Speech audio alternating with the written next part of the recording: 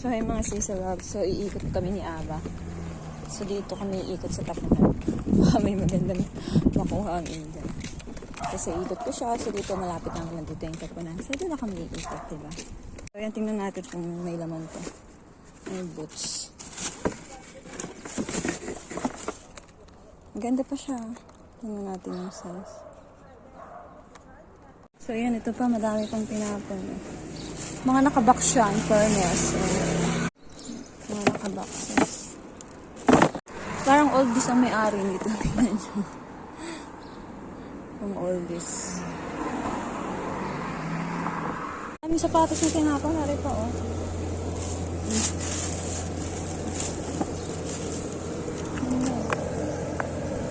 Maliit sa pako. Ano, tinapon din. Ang kaganda.